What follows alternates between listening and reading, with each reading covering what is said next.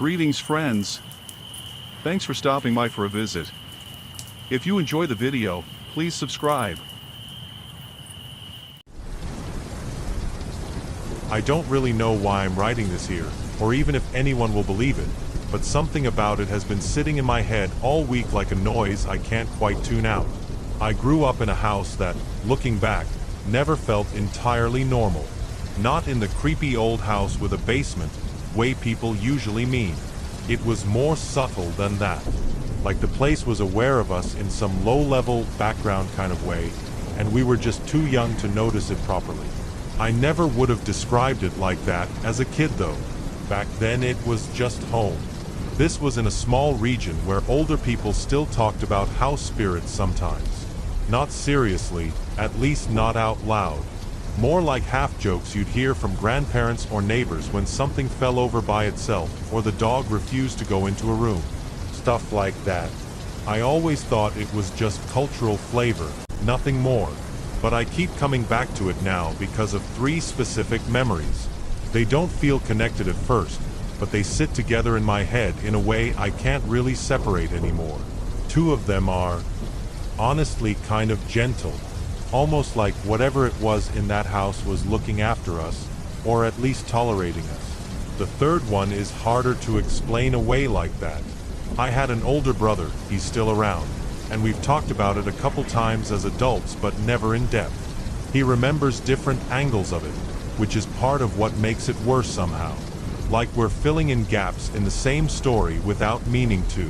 We didn't know what we were dealing with back then. None of us did. But in hindsight, after reading a bit and hearing stories from the same region, I can't help but think we might have been sharing a house with something people used to have a name for.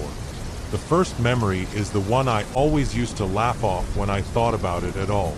Even now it still sounds harmless on its own, like something you'd chalk up to a forgetful parent or a kid moving things around and not remembering. I was probably 6 or 7. My older brother would have been around 10 or 11. We lived in that same house the whole time.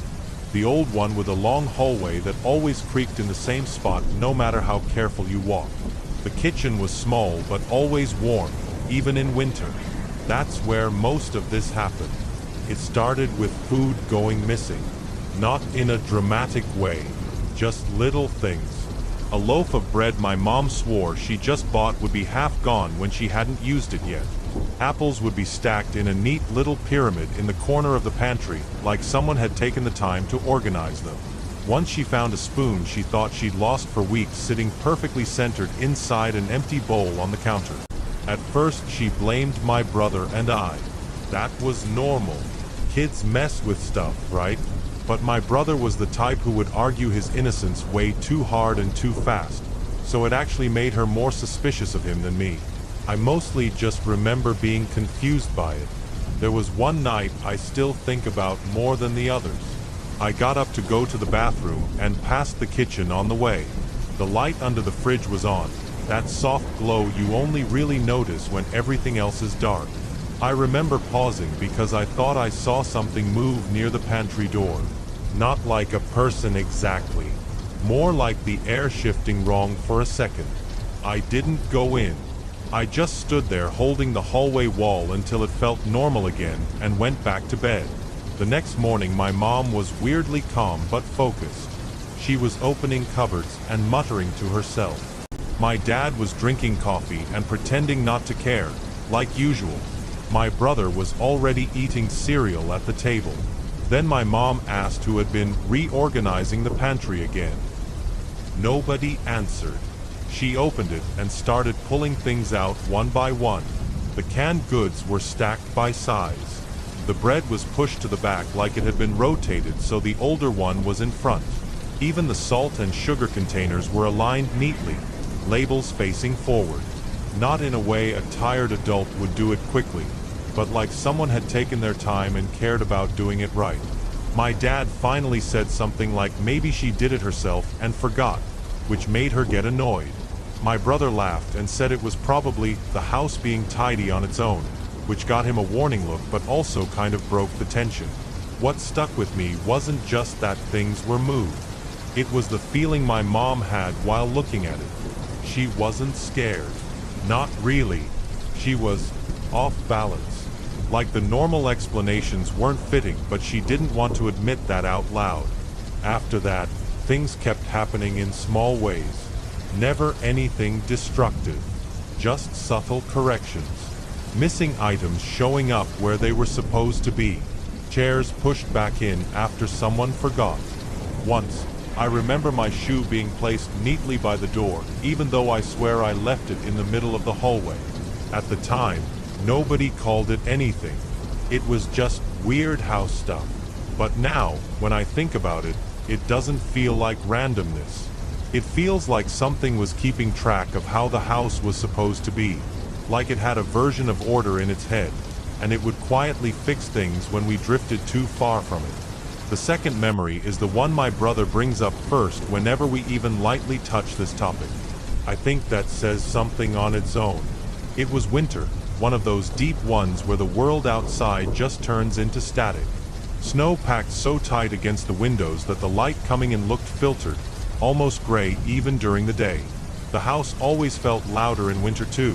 Pipes ticking, wood settling, the stove working overtime in the kitchen to keep everything alive. We had an old heating setup in that house. Not modern at all.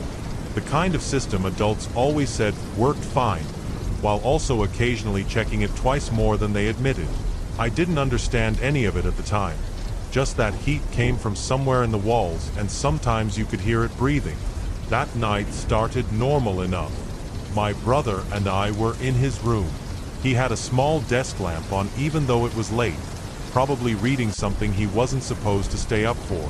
I remember trying to sleep on the floor mattress they sometimes threw in there when I didn't want to be alone in my room. At some point, I woke up, or maybe I was only half asleep. That part is always fuzzy. What I remember clearly is the knocking. Not loud, not frantic, just consistent, like someone tapping from inside the walls. 3 or 4 knocks at a time. Then a pause. Then again. Not random enough to feel like settling wood, but not aggressive enough to be alarming at first either. It had rhythm. That's what made it strange. I thought it was my brother at first, messing with me, but when I sat up I saw him already awake, staring at the wall opposite his bed. He wasn't joking. He wasn't even moving. "Do you hear that?" he asked, really quiet. I nodded before I even realized I was scared. We both sat there for a while just listening. The knocking kept going in different parts of the house, not just one wall. Sometimes it sounded closer to the ceiling, sometimes lower, like it was moving with purpose but not in a way we could track. My brother finally got up and went to the door. I remember that very sharply. Him hesitating with his hand on the knob like he was trying to decide whether opening it would make it worse or make it stop. He opened it anyway. The hallway was empty. Of course it was. But he just stood there longer than you'd expect a kid to stand in a dark hallway. Then he shut the door and came back and said we should wake Mom and Dad. We did. Or at least he did. I stayed behind him. My dad came out first, annoyed in that half-asleep way adults get when they don't want reality to interrupt sleep. My mom followed more slowly. My brother tried to explain it, but even as a kid you could tell how it sounded. There's knocking in the walls, doesn't hold up well at 2 a.m. My dad went through the usual list. Pipes, house settling, tree branches, wind. He even knocked back on the wall at one point like he was proving a point. Nothing changed immediately after that, which I think he took as confirmation he was right. But then something shifted. Not dramatically, just enough that all of us noticed at the same time. The house got quieter, like the noise had moved away from us. The knocking didn't stop completely, but it drifted toward the back of the house, near the kitchen area. Then it faded in intensity, like whatever was making it was no longer focused on our side of things. My mom stayed awake longer than the rest of us. I remember seeing her sitting at the kitchen table later that night when I got up again, just staring at nothing. She told me to go back to bed without really looking at me. The next morning is the part that made it stick. My dad was already in the basement before breakfast. He came back up with that look adults get when they've found something that overrides their certainty. The heating system had partially failed. Not catastrophically, but enough that if it had gone unnoticed longer, it could have become dangerous. A blockage or pressure issue. He explained it in technical terms I didn't understand then and still barely do now. He fixed it quickly, but he didn't joke about it like he usually would when something turned out to be nothing. My mom just said something like, "Good thing we caught it," and left it there. My brother didn't say anything for most of the morning. That was unusual for him. Years later, when I brought it up, he didn't hesitate the way I expected him to. He just said, "Yeah, that wasn't pipes."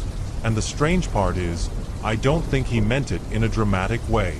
He said it like it was just a fact he'd always kept somewhere in the back of his mind, waiting for someone else to acknowledge it first.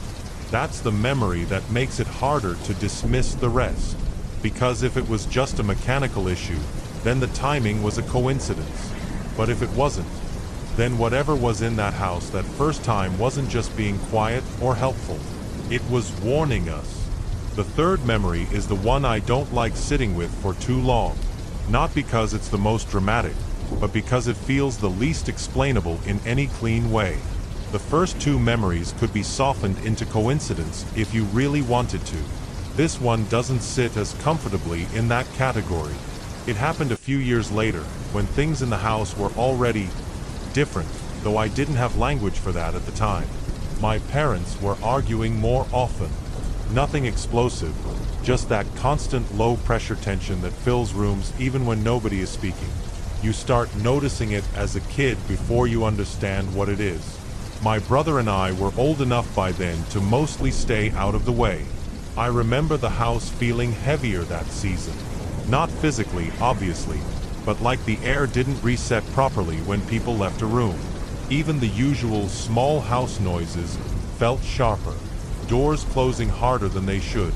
Floorboards snapping a little too loud at night. At the time I assumed it was just me being more aware of things. Looking back, I'm not sure. It started small again, like the earlier incidents, but this time without the gentleness. Objects would move in ways that didn't feel helpful.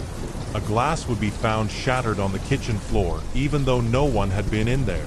A cabinet door left open in the morning that everyone swore was closed the night before. Once, my mom found the salt spilled across the counter in a perfect line, like it had been dragged deliberately. My father got irritated quickly that week.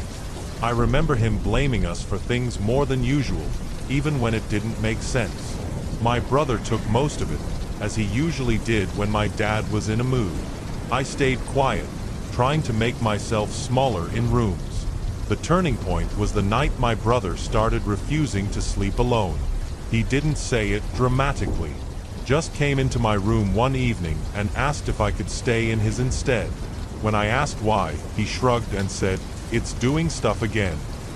I asked what he meant, and he didn't really answer directly, just said there were sounds, and it feels like someone sits down when I'm trying to sleep. I remember laughing a little at that, not because it was funny, but because it sounded impossible in a way that made my brain reject it immediately. He didn't laugh back. That night, I went into his room with him anyway. We turned off the light, but neither of us slept properly. Around maybe 2 or 3 a.m., I woke up to that same sensation I had as a much younger kid, the feeling of being aware before anything actually happened. The room felt wrong in a way I can't describe precisely, like the space between objects had changed density. Then there was pressure. Not physical pressure like something touching me directly at first, more like the air above the bed felt heavier than it should have been. My chest tightened in that instinctive way you get before fear fully forms into thought. My brother was awake too. I could hear him breathing faster than normal. We didn't speak. Neither of us wanted to confirm what we were both experiencing. Then I remember hearing the bed shift slightly. Not mine, his. Like someone had sat down on the edge of it. The mattress dipped just enough that it was noticeable even in the dark. My brother froze completely. I did too. There wasn't a figure.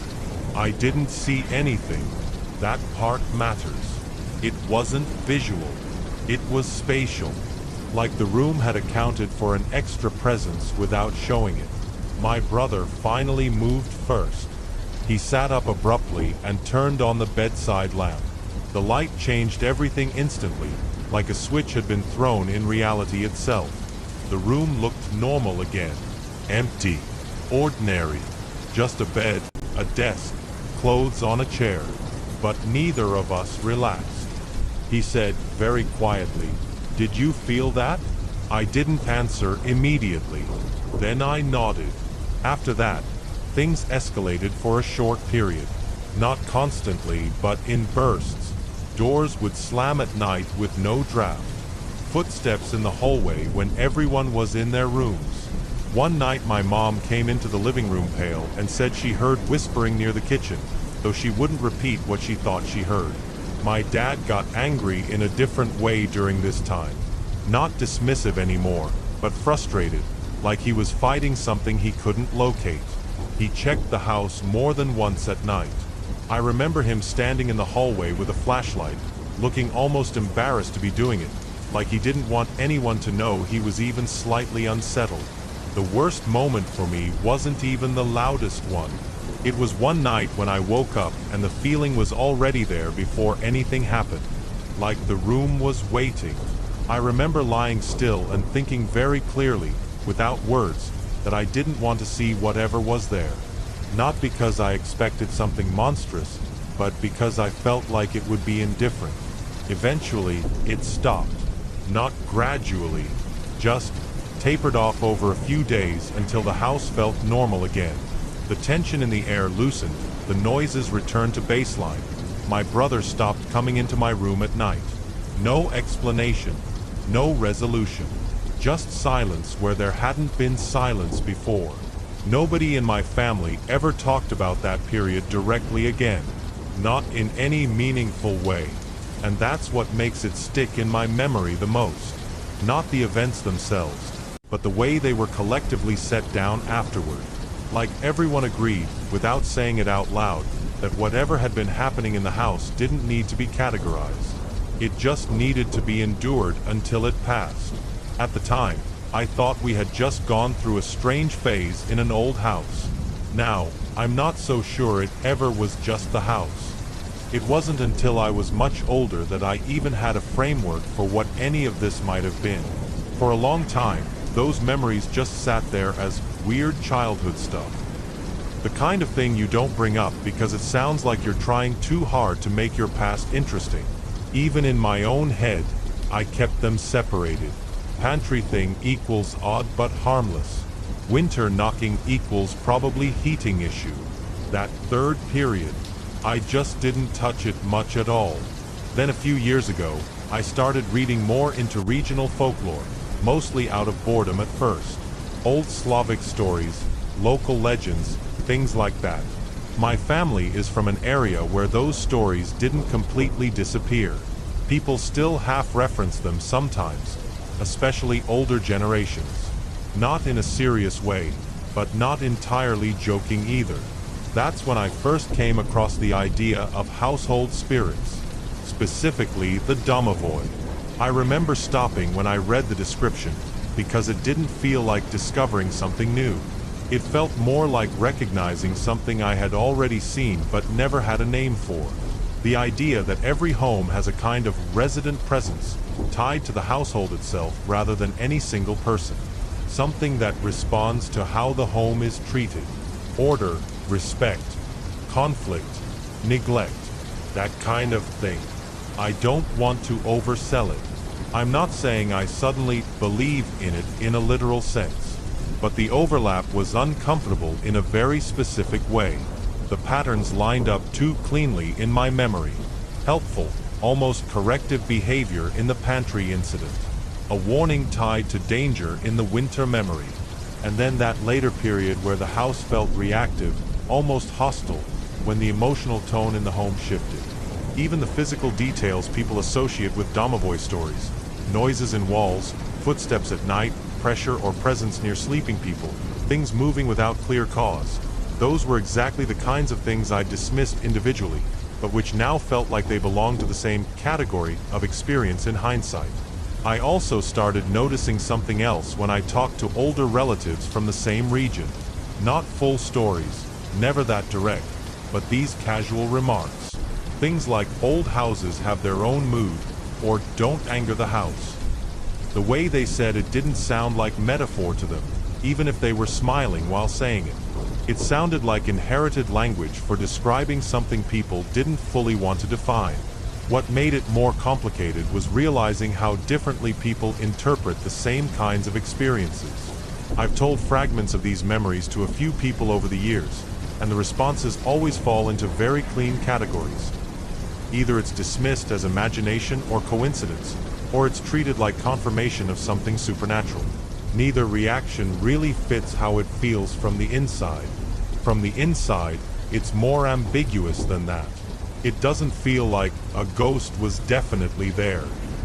It feels like there was a pattern of responsiveness in the environment that we didn't have language for at the time, and so we just absorbed it as normal life in an old house. Learning about Domovoi didn't answer the question for me. It didn't resolve anything. It just gave the experiences a shape that fits them better than the explanations I had before. And maybe that's all folklore really is in the end. Ways of organizing experiences that don't stay neatly inside modern categories. I still don't know what was in that house. I'm not sure I need to decide. But I do think, at minimum, we grew up in a place that behaved like it was paying attention to us. The first time I brought it up with my older brother as an adult, it wasn't planned. We were just talking on the phone about old stuff. Nothing deep. Family memories, school, that kind of thing. Then I mentioned the house, almost casually, and there was this pause on the other end that lasted longer than it should have. I remember saying something like, "Do you ever think about how weird that place was?" Trying to keep it light. He kind of laughed at first. The reflex kind of laugh people use when they don't want to commit to the seriousness of something. He said something like, "Yeah, old houses are always weird," and I could tell he was about to move on. But I pushed a little. I brought up the winter night, just the knocking. I didn't even go into detail at first. That's when his tone changed. He got quieter and said, "You remember that too?" Not like he was surprised I remembered it. More like he was checking if we were talking about the same thing. We ended up sitting on the call longer than either of us usually would. He admitted he never really talked about it because he didn't know how to describe it without sounding stupid. Especially the feeling that there was something in the room during certain nights. He didn't use dramatic language. He just said it like it was a memory he never filed properly. I told him about the pantry stuff too, and he actually corrected one detail I had slightly wrong. He remembered things being more organized than normal for longer stretches, not just random moments. That small disagreement made it feel more real in a strange way, like two slightly different recordings of the same event. When I mentioned the worst period, the adversarial one, he went quiet for a while. Then he said he didn't like thinking about that time in the house. Not because of fear exactly, but because it felt like the house itself changed tone. We didn't conclude anything. No agreement on what it was. Before we hung up, he just said, "I don't know what was going on there, but it wasn't nothing." And that's kind of where we left it. I don't really know how to end something like this cleanly, because there isn't a clean ending in my memory either. The house is still just a house in my head. Wood, walls, pipes, all of that. Nothing changes when you look at it logically, but the experiences don't sit neatly inside logic either. I haven't felt anything like that since we moved out. No presence, no sense of a place reacting to us, nothing even close. Which is part of why I hesitate to give it too much weight. It would be easy to turn it into a story where everything meant something, where the house was alive in a literal sense, or where we were being watched over or tested, or whatever else people say about things like this. I don't think I believe that. And still, I also don't think all three of those memories were just random noise either.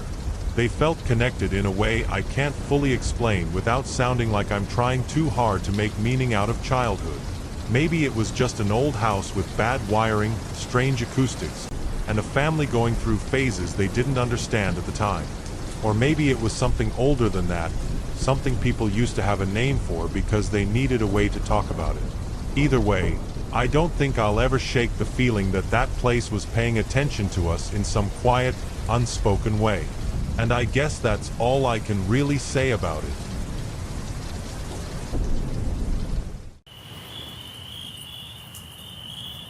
Thanks for watching. If you want to hear more stories like these, please like and subscribe.